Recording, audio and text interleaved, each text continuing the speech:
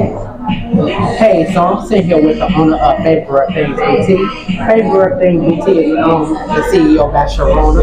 Sharonna, I've been knowing her for quite a long time. But I have a question for you. Are you ready? I'm ready. So I want to ask you, what made you start at Favorite Things Boutique? So, I've always been into fashion since I was a little girl.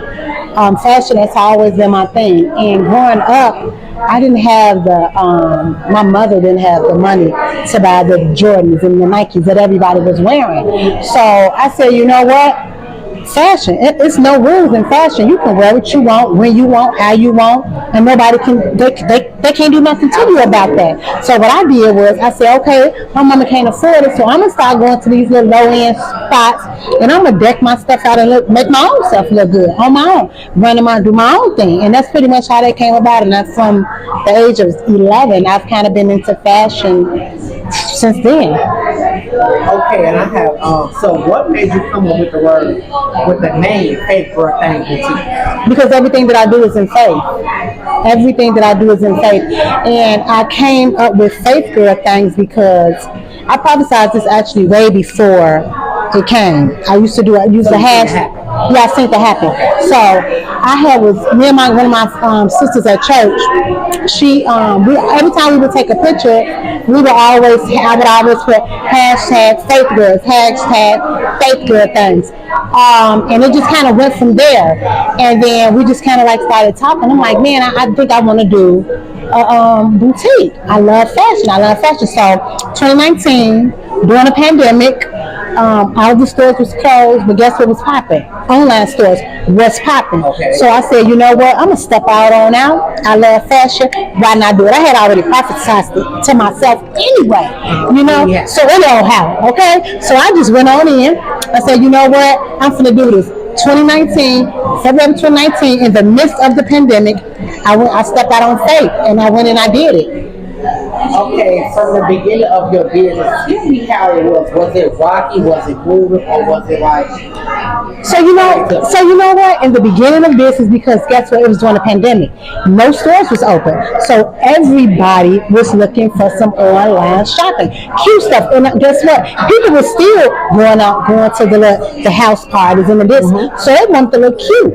And again, I have my Instagram following, my social media, my Facebook following. So I had already had a nice following. And people always just compliment me on my dress and how I dress and fashionista and all this and all that. I will always tell me that.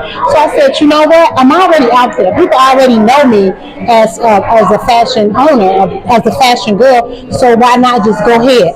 So you asked me, was it rocky? It was not rocky. Like I said before, the pandemic, everybody was shopping online, and everybody was already liking the way I dressed and things like that. So it kind of just fell in my lap. It just it was really well in the beginning. It was really, really good. So I know we just had a previous conversation about this, mm-hmm. but tell me how your business is now. So anybody, I'm sure any entrepreneur would tell you it's always up and down. Okay. You have oh my God, I'm busy. I can't, all this stuff, like, it's not going to fit in my car. You go from that to, man, I ain't got to order in 3 weeks. I ain't got to order in a month. And sometimes it was a point, if I can be real with you, it was a point where I didn't get an order for 2 months straight. Not a one. That was my next question. Not a one order. But baby, I got to put this in. I still sold my seeds, and I paid my tithes under Faith Real Things. So again, I told you in the beginning, this is the faith. My business is a faith-based business. So everything that I do under it, it's always faith. So I never lacked in the business, but I did have a time where it was in between blessings, as my pastor would say. It's so crazy because you shared in 3 of my courses, like, because I was going to ask you, like, have you lacked anything? Was it hard for you in the beginning? But since you already tapped in on that, so tell us about the little things that's on your ear. Oh, baby. So these are, I feel like we were talking about this earlier. So I'm a crafty girl. I'm a hands-on girl. I love to work with my hands, and I love cute, girly things. So one day I was looking at YouTube, and I saw a lady, she was making earrings. And I'm like, man, I can do that. That's easy. I can do that. And I just got some yarn and I went to work. And when I work with my hands, it's very therapeutical for me. You know, I am an overcomer of molestation, depression, anxiety, a lot of things. So this right here is my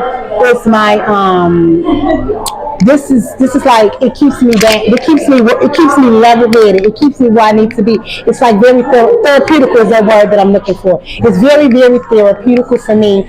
And also, my grandmother, she dropped out of school in the 3rd grade. That's how they got the name Maggie Gail French Earrings. My grandmother's name is Maggie. So,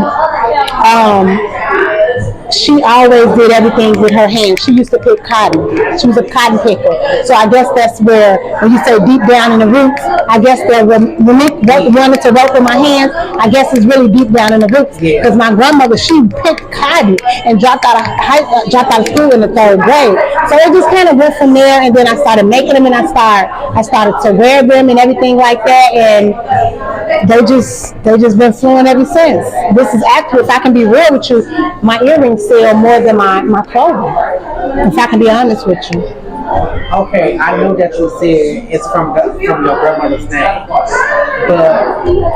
if your grandmother was still here, would you think she would be proud of you? Oh, absolutely. She would wear them. She would wear them. She would, like, you know how the old ladies in the church, beauty, right? Her black is beauty. You know how the old ladies in the church sell dinners? She gonna sell these earrings just like they sell them dinners in the church. I know you tapped in on my question again. I think you're in my head. You need to stay out of my head. I got a person back there. Like, not in your personal life, but have your business ever get you to a point where you became depressed? Not my business. I never felt like I wanted to. No, you know what? I did say at one point, I'm lying. I think I'm gonna give up on the business, and that was the time when I had that 2 month of nothing, you know. But that was one time. My business have never gotten me down, because again, like I said, I love fashion. That's just, it's all over me. I love fashion. That's just what that is for me. Okay, in the near future, do you ever think about hiring a fashion designer, or not just a fashion designer, a model? Yes, so actually, I hope anybody that's out there, I am looking for 2 plus size models. I'm looking for African American, Puerto Rican, Jamaican. I'm looking for 2 plus size, no discrimination. I'm looking for 2 plus size models that believe in fashion, that's going to believe in my business. If you're not going to believe in my business, I don't need you to be no model for me. Okay, I gotta go. So you got the word faith in your business. Absolutely. Do you stand on faith with your business? Absolutely, 100%. I don't think that I can pursue my business if I didn't have faith, because I got my business in faith. Okay. So, I walk in faith. My life that's what it is for me. Still able, right? Yes. He was still able. Oh, well able. He's very well able. Yes. Hallelujah. And by the way, we are church members, so I know Sharonna for like 6-7 years back. Yeah. And I have seen the manifestation of her life, because she's never gave up from what I saw. So I want to just encourage you to keep on going. Don't allow nothing to stop you, because greater is coming. Don't never forget that. I receive it. Amen. That's all I have for her. Thank you for stopping by. No, thank you guys for having me. It's such a pleasure. Guys, go ahead and follow me on all my social media platforms. That was my next question. Tell everyone all of your social media platforms, because I believe you will be sold out soon. Amen. I receive it. I believe. I receive that. So you can follow me on Facebook at Faith Good Things Boutique. You can follow me on TikTok at Faith Good Things Boutique. You can follow me on Instagram at Faith Good Things Boutique. And my website is www.fgtboutique.com. And tell us more about MJ, because I remember you got some MJ products. So just give us a little feedback and a little testimony of what MJ did for you. So I started off using MJ's the strap some time ago. She's been in business for a while now. Yeah. So I've started using her product some time ago, and I had really bad hyperpigmentation, and it worked. It cleared my skin up, but of course it's natural product, so you have to be be patient with the product. It will not, just like my business, it's not going to overflow overnight. Organic things does not flourish your skin overnight. But if you keep at it, this is a great product. You will love it. You will love it. So I have one last question for you. So I want to ask you, for all the upcoming business owners that's ready to launch their business, what is the do's and don'ts of starting a business? Do's and don'ts. Don't think your family is going to be there and support you, because those are the ones that probably won't, which is okay. Be nice to your customers. Packaging is so important.